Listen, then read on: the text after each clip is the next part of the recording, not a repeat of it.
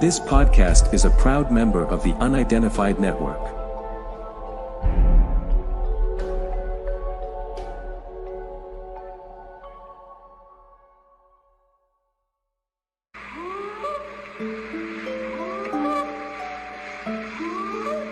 Police in Las Vegas found themselves in the middle of a UFO mystery last month after To us, big eyes. They have big eyes. 911, what are you reporting? We got someone or something crawling around out here. Did you see what it was? Was it a person or an animal? Or?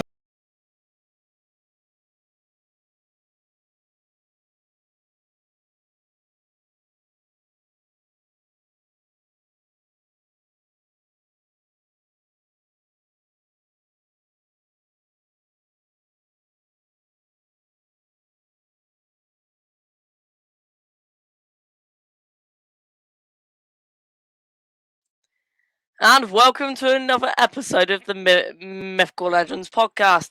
So glad to be back here. And we have an amazing guest and an amazing lineup today.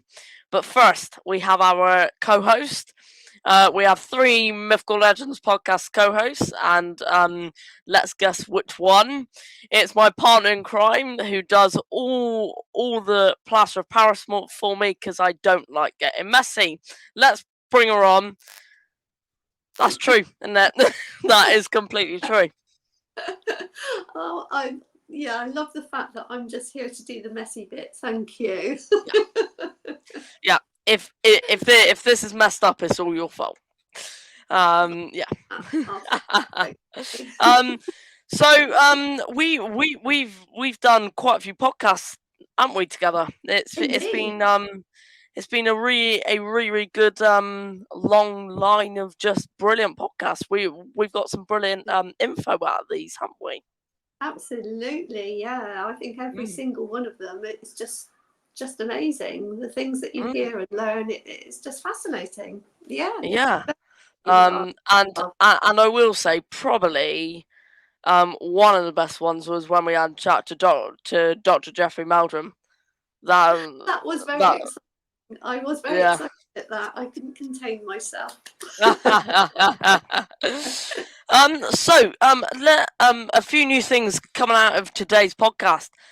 We have starting from this podcast today. We have some adverts coming in, which are going to be in for the rest of the Mythical Legends episodes.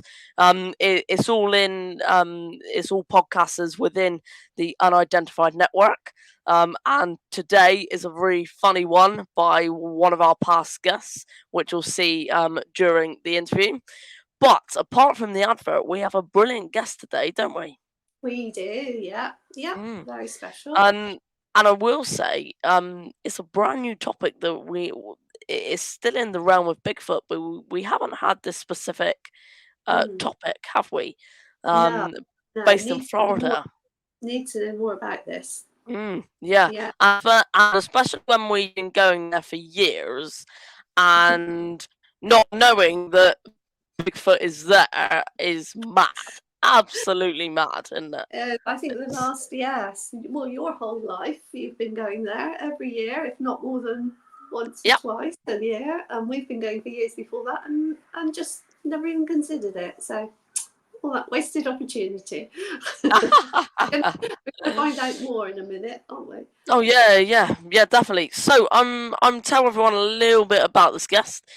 She runs a Florida research team, and she had a few experiences herself.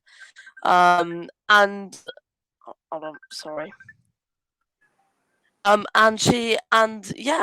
let's bring her on and have a brilliant conversation.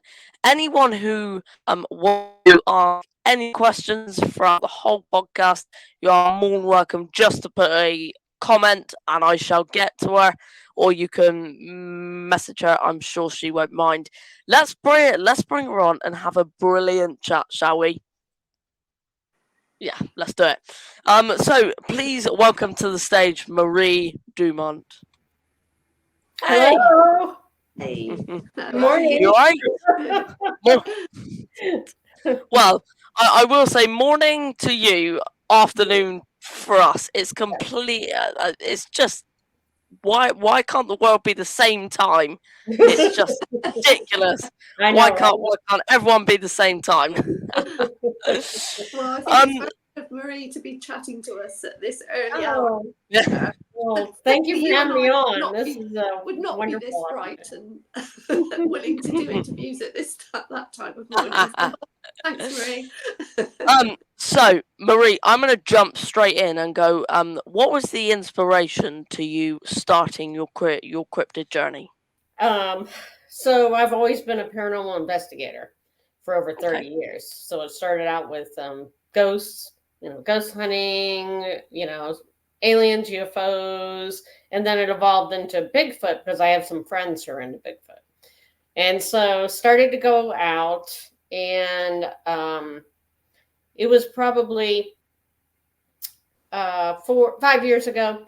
I heard a incredible vocalization in the Ocala National Forest, just so you know. Wow. And it was like 1:30 in the morning, coldest night of the year. I was out camping with some friends, and it was unbelievable. It was just a long, lengthy vocalization, what most people would categorize as being like the classic Ohio Bigfoot call.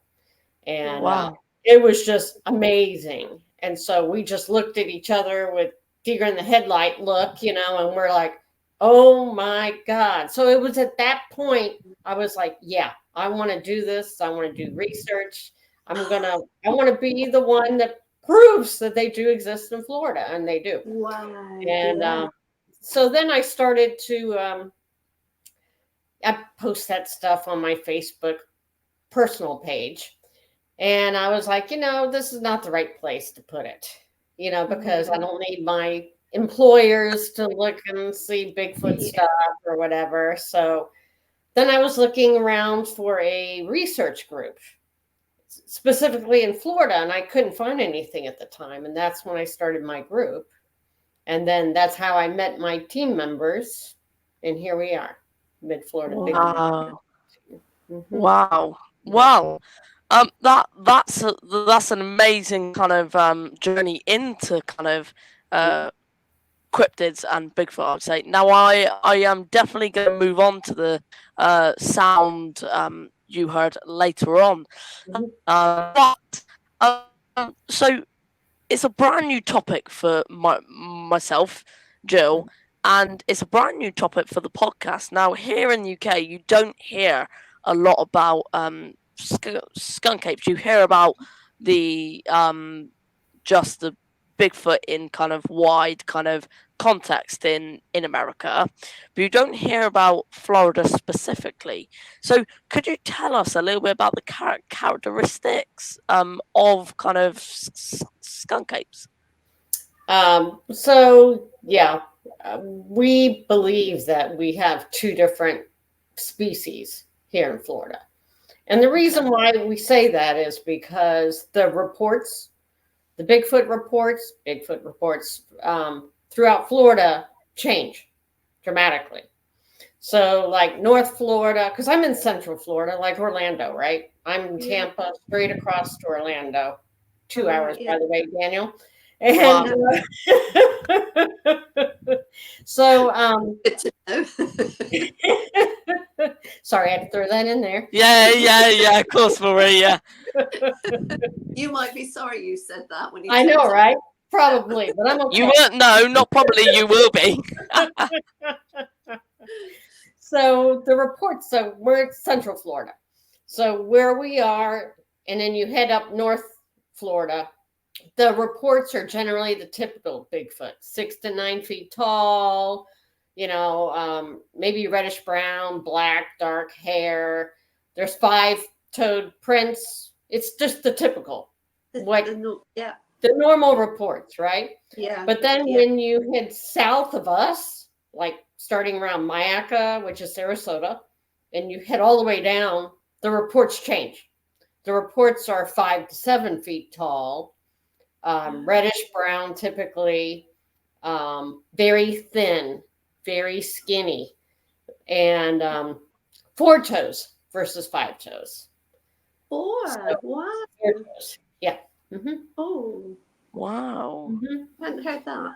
No, that's really interesting. So it's kind of different. It depends on whereabouts you are then, doesn't it? Yes. That's really And that's interesting. just based upon reports. So why is it different? There must mean that there's some kind of like a subspecies down south, maybe Yes. something different. And Yeah.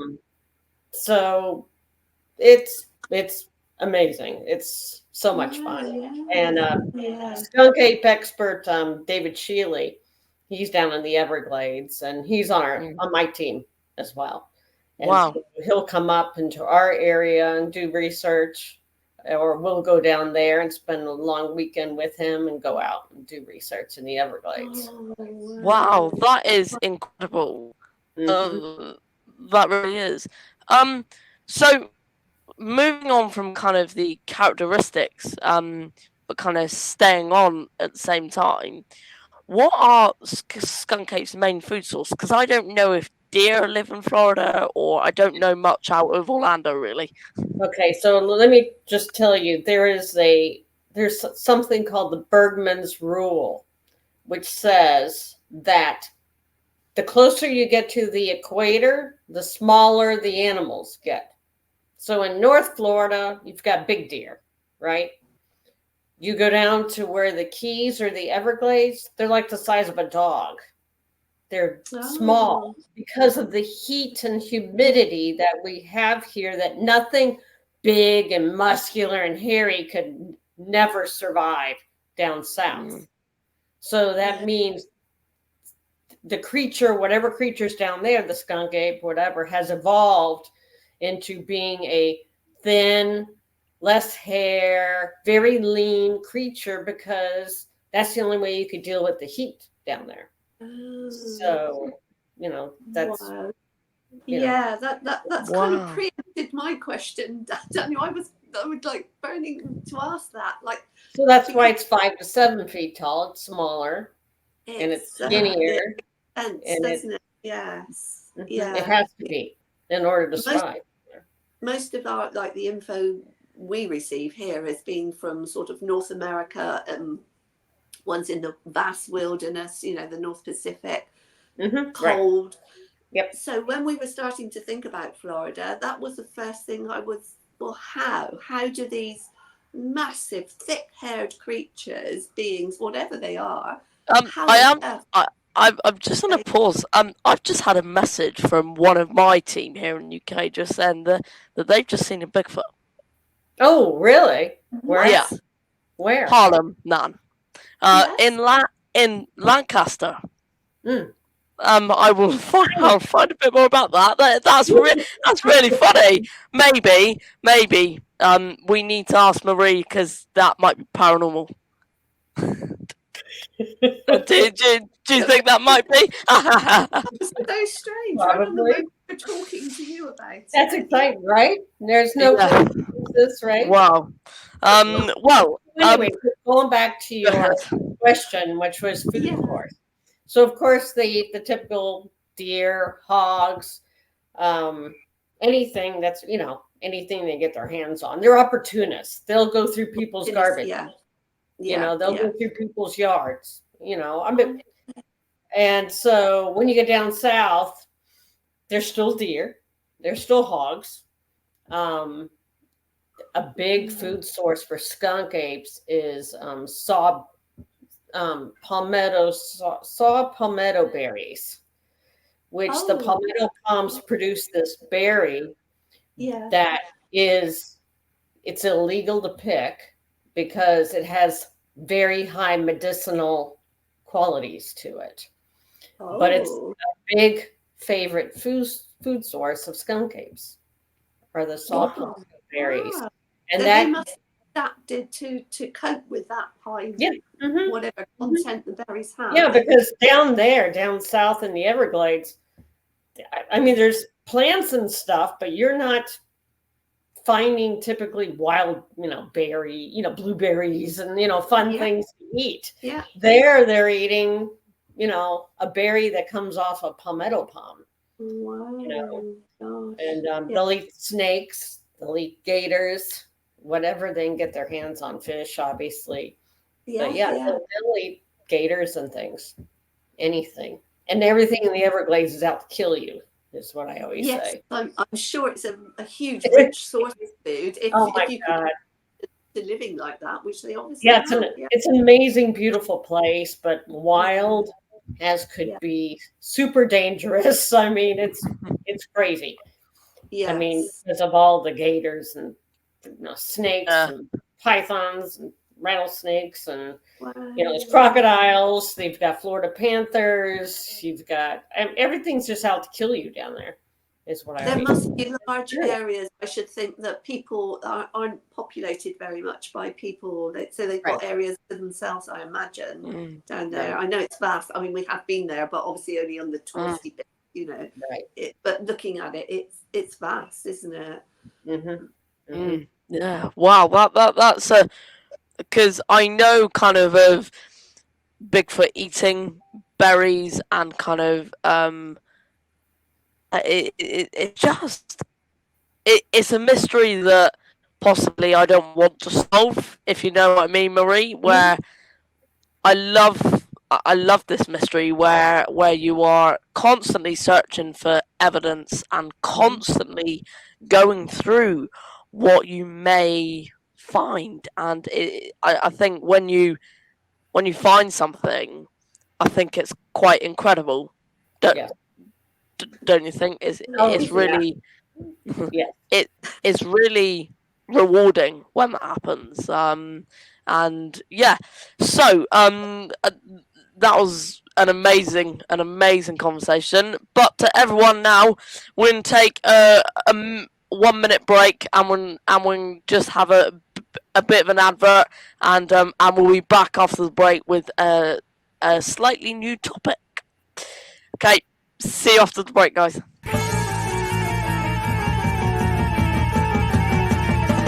For half an hour on Saturday afternoons and for quarter of an hour on Wednesday evenings, the world's only show about hard science, weird shit and surreality. And it's co-presented by an anthropomorphic chicken. Be there or be square.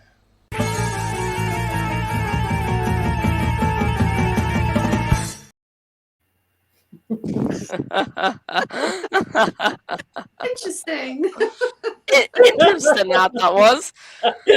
I'm not sure what that was, but okay. Well, it was an advert for a podcast, Marie. That's what I figured. Don't really know, but yeah, that's well, to everyone out there, that was hilariously funny. When I was watching it, I was watching Marie's face, and she went, "What is that?" Well, luckily, we do know the person who did that, and he's delightful, charming. He's funny, but bizarre. He comes out with that is very bizarre. I'll say that. Right, so I'm gonna go on to kind of a different topic now. When I read your bio, you mentioned tree structures quite a few times, and as I've been out as well, we've seen a few things, haven't we, Jill, where they're kind of a bit odd, and obviously you see it on TV and on film. But how similar are the tree structures in your area compared to kind of you're talking Washington and every other report? So our structures are smaller, much smaller, and they're harder to find because they're smaller, and they're smaller typically because our building materials are smaller. So like in the Pacific Northwest, you have these giant, beautiful trees, huge. And so, the structures you find out big and elaborate. You know, they may be 8 feet tall or something. Whereas here in Mayaca, I found a teepee structure that was 2 feet tall. In our gifting area, there was something made an X with 2 little sticks. It was 12 inches. Oh, Only this long. You do find that over and over, I think, don't you? The X and like the parallel sticks that we've found, and we can never decide whether that's just natural, how the sticks have fallen, or whether they're placed. But correct, and you have to logically look at it. You know, you have to look around. Okay, where did this tree come from? Was this tree drug in here, or is it, you know, because of the wind? One tree knocked into another tree, and you know, it's like a bunch of pixie sticks or something. Yes, It's like we found where a branch is coming out of the ground, where 2 sticks are intertwined, and this is probably 45 minutes from the nearest road, and you've then got a stick going through.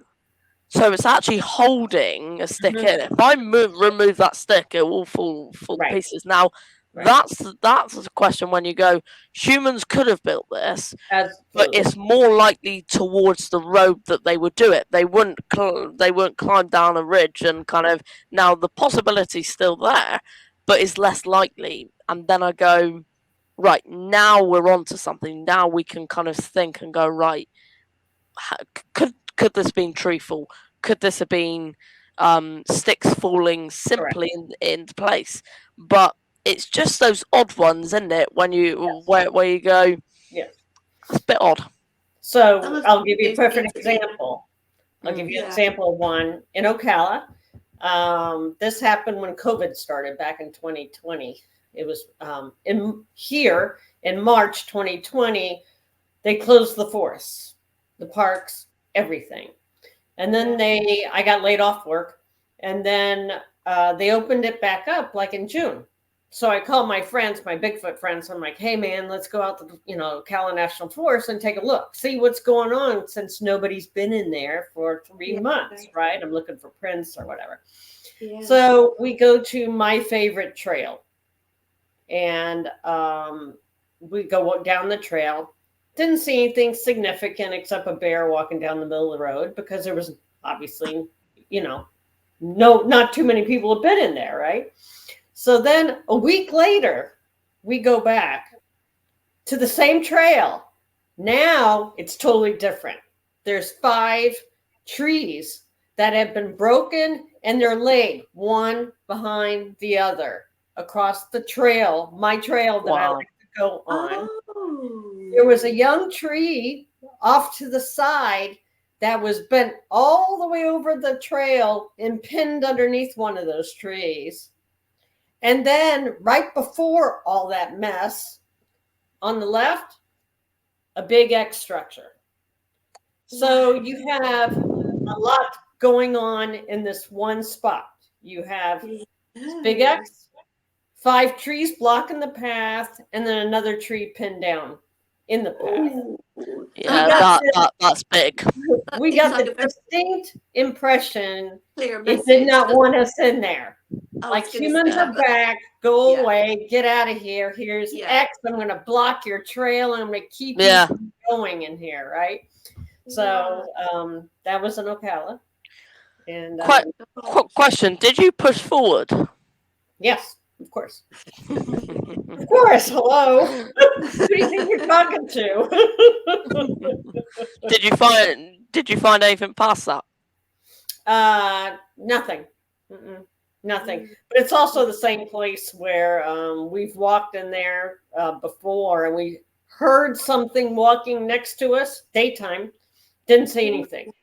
He was walking next to us, and I was walking with my friends. I didn't say anything. None of us said anything. We're just walking. And I kept looking to the left because I kept hearing crunch, crunch, crunch.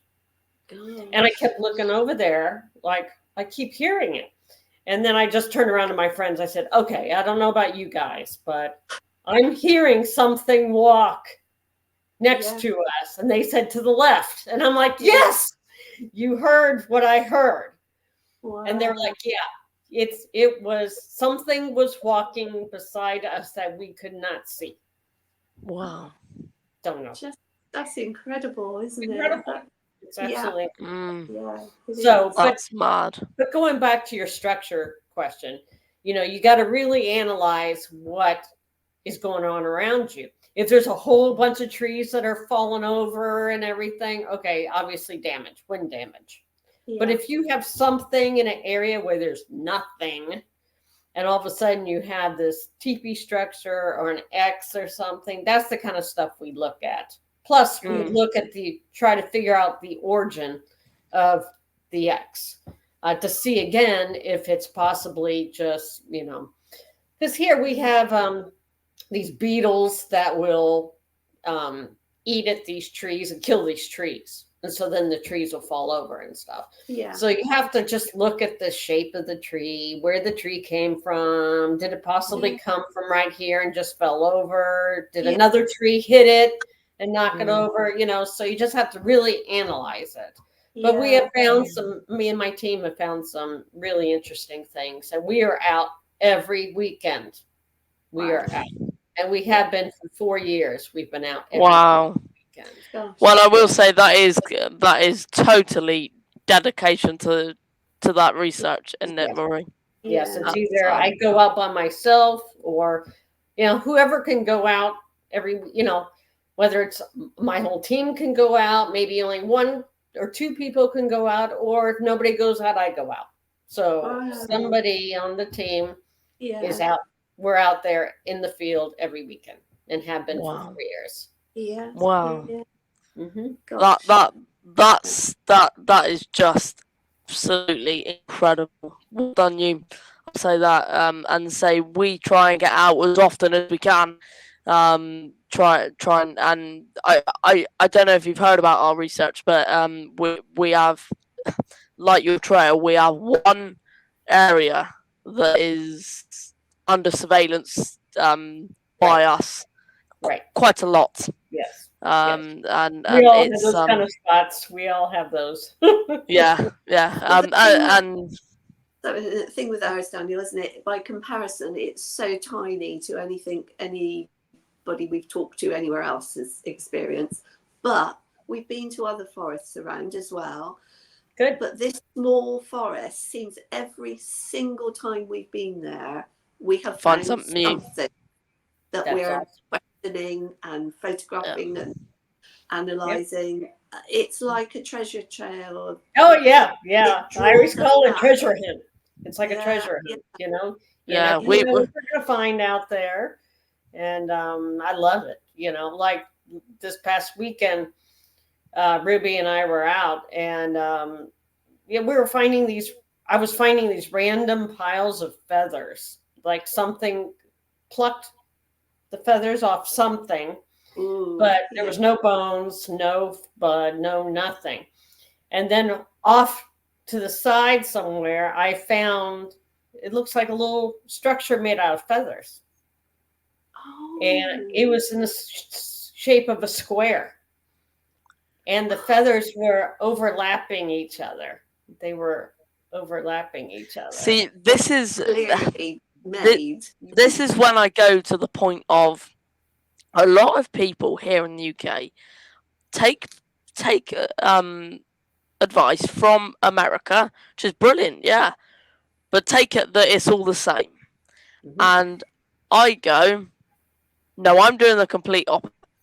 I'm taking nothing from America, and I'm literally going on the knowledge that I know about Bigfoot and just implementing that in the field and just trying every trick in the book and finding our own, because let's say now a lot of people don't believe we have Bigfoot here in the UK. I haven't made my mind up yet, but if this creature is here, then there is a shot at finding whatever it is, and that just proves that is completely different. It's like I have not heard of any stories with feathers before.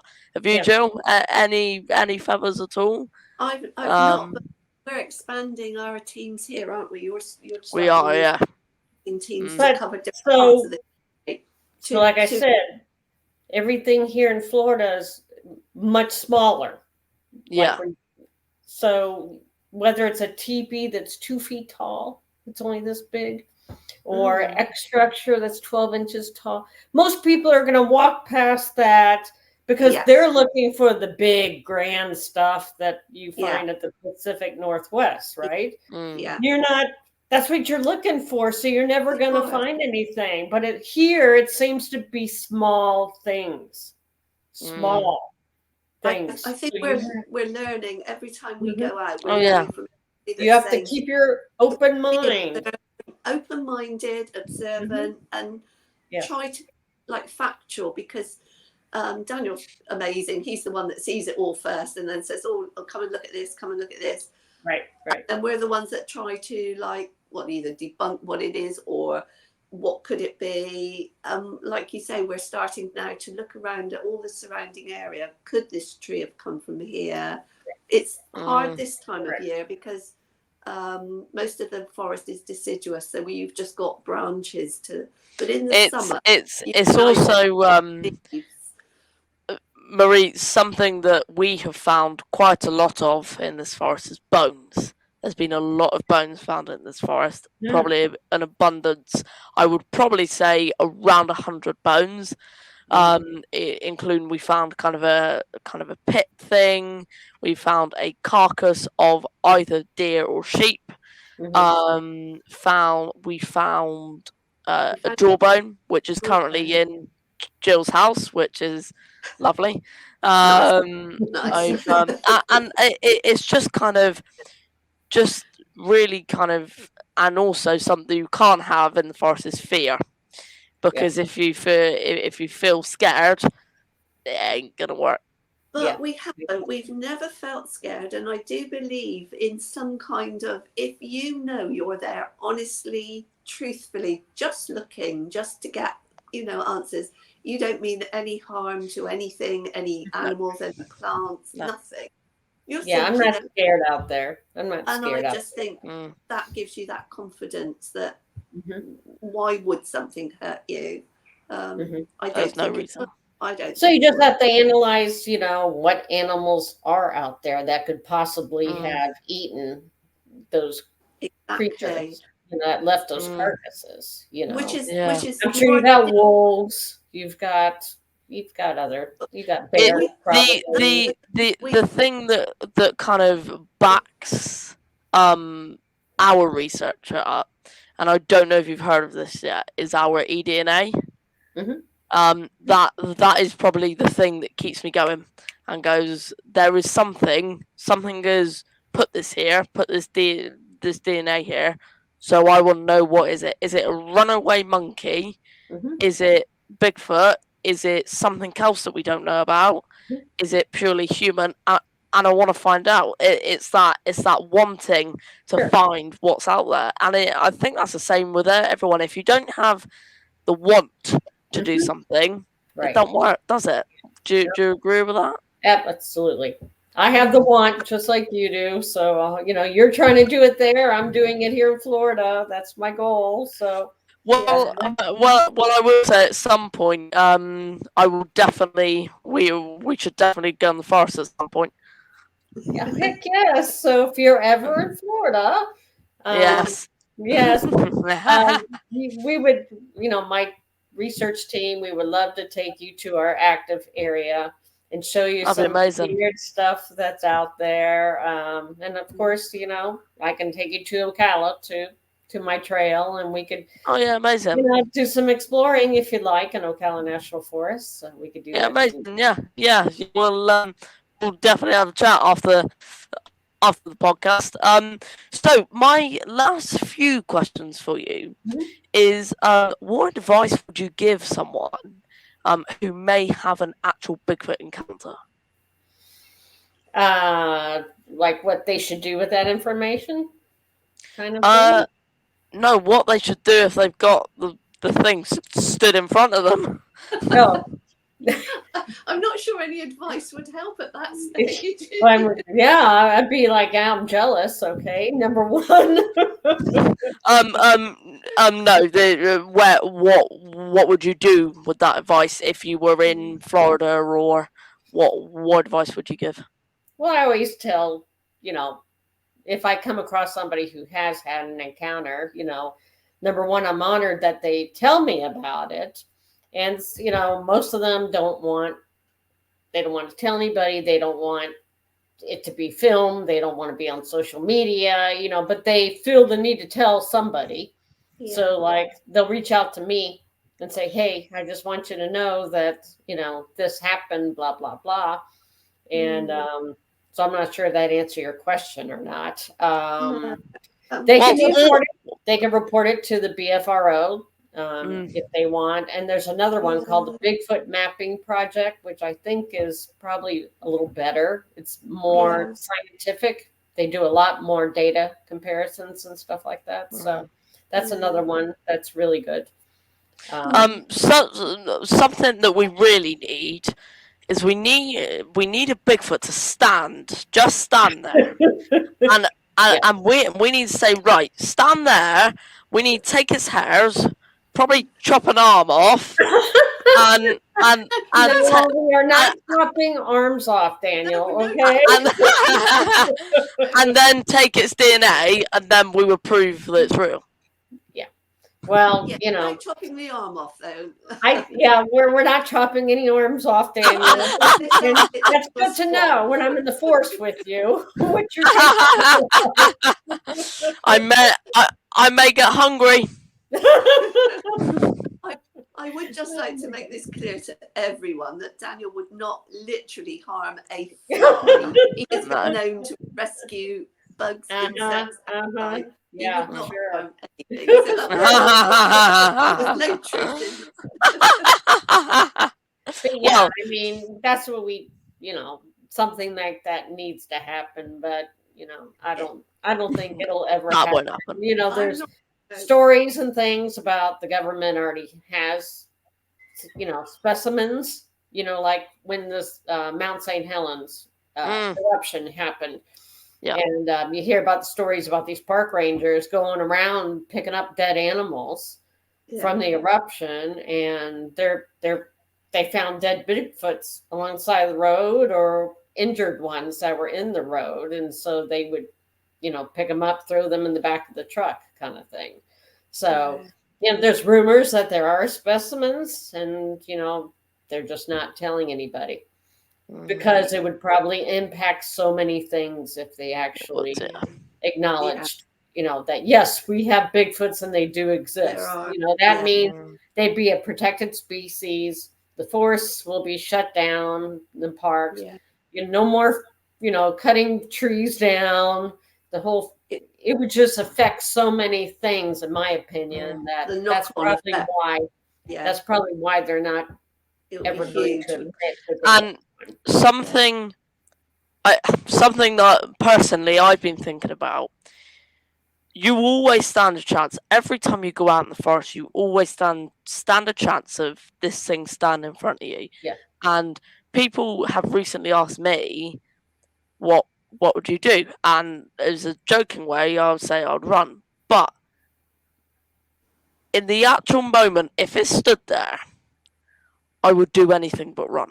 I would stand there and just try and stay calm and just kind of, because yes, we need to remember this creature could potentially do something. We don't know. We don't know if it's gonna attack, if it's gonna be just standing there looking at you or whatever. But yeah, I mean, my typical response to things like that, I freeze. So I know I won't be running away. I'm just gonna be standing there like, oh my God. Just staring, that's my normal response. It's response, isn't it? Yeah. That's my normal response. But typically I won't run away. But I think I'll be okay. Things don't typically scare me, except the Everglades. But things typically don't scare me. And so if something was to stand there, while I'm picking a mushroom or something, then, I'm probably just going to be in shock and just I think stare. Yeah. Yeah. Hopefully I won't pass out. I doubt I will, but I'll probably I'll just be in shock. So. It's a go on. I think people would. It's a natural thing, isn't it? It's oh god, while your mind tries to process what it is you're seeing, I guess. Right, Jill. It's a really, really interesting mystery, and to be honest, one day, maybe I do want that sighting. Maybe I do want to kind of just see it for myself. And it's like there are so many opinions on what they think Bigfoot is, and I keep saying, if you think Bigfoot goes into a portal, if I see it, I'll 100% believe it. It's kind of myself, I don't know about you, Marie. I believe it's completely flesh and blood. Yeah. I don't think there's any kind of paranormal side to that. But so many people do, and that's so many people. But I do. I mean, I think they're flesh and blood creatures, but I also think they have some special abilities that we would consider to be paranormal or supernatural. Like maybe the ability to cloak, or ability to be an orb, or I'll agree with that. So that may be just natural abilities that to us would be paranormal. So we don't know that, but I've experienced things. I've experienced a huge orb flash at me in the forest last year, and in an area where there is Bigfoot. It was gigantic. I was up with a bunch of people. If you have a couple minutes to hear the story, we were out at night in this area where there's a picnic area, and we've known that there's stuff there. So each of us were out there, pitch dark, night vision, thermal cameras. We're looking in different directions, so we got the whole place covered. We're just watching. And so the thermal, have you ever used a thermal camera? No, but I plan to get one very soon. Yeah, that's the best piece of equipment you can get, Daniel. Is it? I had the monocular, so it's like this, right? You look. Okay, yeah. And but what it does is it dilates your eye, so it's kind of like you can't see for a couple minutes, so you put it down. So then I was just like staring at the trees, right? At the exact tree I was looking at, a huge orb about the size of a basketball flashed, lit up the whole tree. And I was like, whoa, what the heck is that?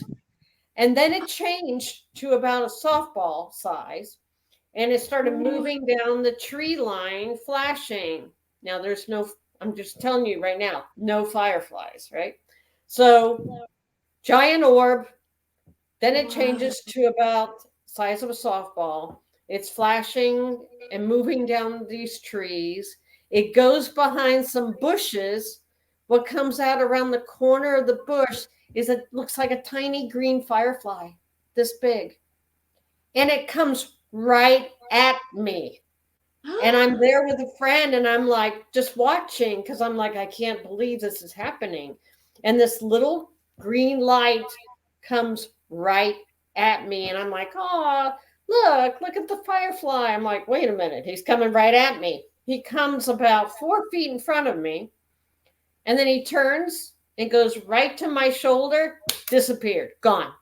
Wow. What was that? What was that? What was that? That's What's that? And then maybe 45 minutes later, I heard a big tree crack, sound like a baseball bat cracking. Wow. And there's been other encounters there in that spot. So I was just like, oh my God, that was amazing. At the exact tree I was looking at, Daniel. Yeah. That's where it happened. Yeah. That's mad.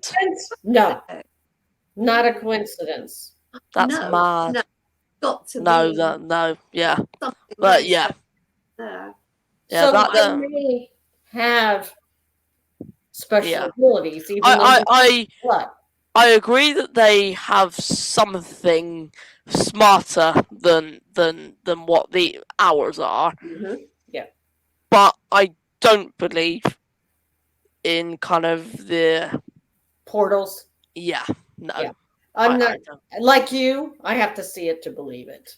Yeah. But there are people who say that, and I can't say they're right or wrong, but No, I have to see that say. in Yeah. order to believe that, because that's just a little woo woo for me. But Yeah. if I Yeah. see it, hey, There I'm you a go. true believer, right? Yeah.